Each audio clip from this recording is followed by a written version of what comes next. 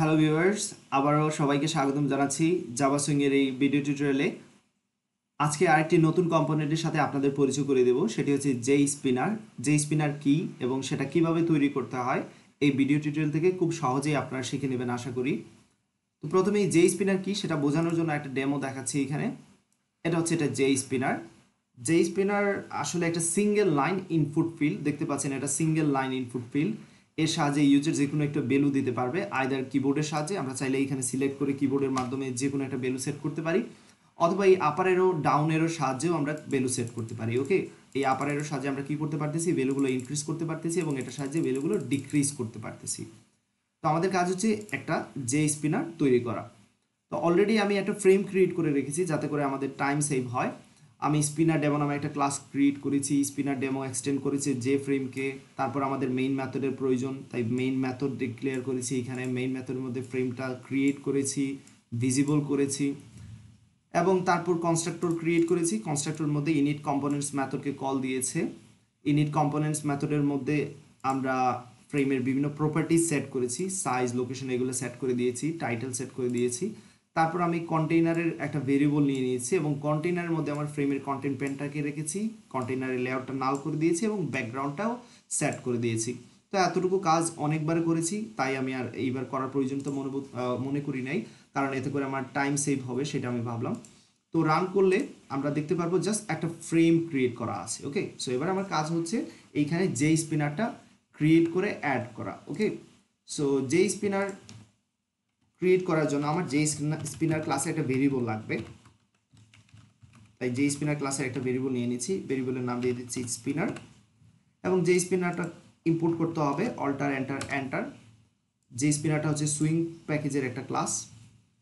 তো স্পিনার নামে একটা ভেরিয়েবল ডিক্লেয়ার করলাম। এবার আমার কাজ হচ্ছে স্পিনারটা তৈরি করা। So spinner equal new J spinner. Spinner create করা হয়ে গেল খুব সহজেই। এবার স্পিনারের সাইজ এবং লোকেশনটা সেট করে দিচ্ছি। স্পিনার ডট সেট বাউন্স মেথডের সাহায্যে সাইজ এবং লোকেশন বলে দিচ্ছি। ধরা যাক স্পিনারটা 100 পিক্সেল লেফট থেকে দেখাবে, 100 পিক্সেল টপ থেকে নিচে নামবে, 70 পিক্সেল হবে উইথ, 50 পিক্সেল হবে হাইট। স্পিনারটা কন্টেইনার সাথে অ্যাড করে দিচ্ছি, সি ডট অ্যাড স্পিনার। তো এবার যদি আমরা কোডটা রান করি, আশা করি স্পিনারটা ক্রিয়েট করা হয়ে গেছে। এক্স্যাক্টলি দেখতে পাচ্ছেন এখানে স্পিনার ক্রিয়েট করা হয়ে গেছে। তো লক্ষ্য রাখবেন এটা হচ্ছে ডিফল্ট কনস্ট্রাক্টর, যার কারণে ডিফল্ট কনস্ট্রাক্টরের এইখানে ইনিশিয়াল ভ্যালুটা 0 সেট করা থাকবে। এখানে ইনিশিয়াল ভ্যালুটা 0 সেট করা থাকবে। ওকে, এই বিষয়টা লক্ষ্য রাখবেন। এবং আরেকটা বিষয় যেটা হচ্ছে এইখানে ইনক্রিজ করতেছি, ডিক্রিজ করতেছি, এদের জন্য আসলে কোনো ম্যাক্সিমাম অথবা মিনিমাম কোনো ভ্যালু লিমিট দেয়া নাই। ওকে, আপনার ইচ্ছা মতো বাড়াতে পারবেন, কমাতে পারবেন। তো ডিফল্ট কনস্ট্রাক্টরে যেটা হয়, আবারও বলতেছি, এটা রান করে দেখাচ্ছি এবং লক্ষ্য রাখবেন ডিফল্ট কনস্ট্রাক্টর যখন আমরা ইউজ করি তখন ইনিশিয়াল ভ্যালু এখানে থাকবে 0 এবং ম্যাক্সিমাম মিনিমামের জন্য কোনো লিমিট থাকবে না। ম্যাক্সিমাম মিনিমামের জন্য কোনো লিমিট থাকবে না। এইবার আমরা যদি চাই যে আমাদের ইচ্ছা মতো ইনিশিয়াল ভ্যালু ইউজ করব, ম্যাক্সিমাম মিনিমাম ভ্যালুর জন্য লিমিট সেট করব, তাহলে সেটা কিভাবে করব? ওকে, সেটা করতে পারি আমরা খুব সহজেই।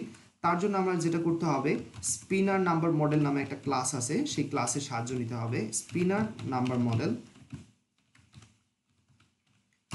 এইখানে ভেরিয়েবল হিসেবে আমি ভ্যালু দিয়ে দিচ্ছি সেই ক্লাসের ভেরিয়েবল হিসেবে নিউ স্পিনার নাম্বার মডেল।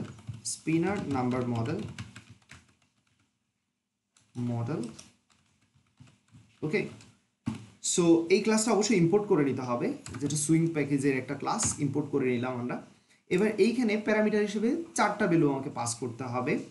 প্রথমে আমি এইখানে ভ্যালু হিসেবে দিয়ে দিতে পারি যে ইনিশিয়ালি কত দেখতে চাচ্ছি। আমি ইনিশিয়ালি 10 দেখতে চাচ্ছি আমার স্পিনারে, তাই সেটা সেট করে দিলাম। তারপর মিনিমাম রেঞ্জ কত স্পিনারের জন্য, আমি মিনিমাম রেঞ্জ সেট করে দিচ্ছি 0, ম্যাক্সিমাম দিয়ে দিচ্ছি 30, এবং কত করে ব্যবধান হবে। ওকে, সো ব্যবধানটা আমি দিয়ে দিচ্ছি 1 করে। তাহলে আমার ক্রিয়েট করা হয়ে গেল মডেলটা। এবার সেটা পাস করে দেবো, সেই ভেরিয়েবলটা এখানে পাস করে দিচ্ছি, ভ্যালু ভেরিয়েবলটা। এবার যদি আমরা কোডটা রান করি তাহলে দেখতে পাচ্ছি ইনিশিয়ালি এবার কিন্তু 10 সেট করা। ওকে, যেটা ডিফল্ট কনস্ট্রাক্টর ছিল 0, এবং আমরা এইখানে ইনক্রিজ করতে পারতেছি।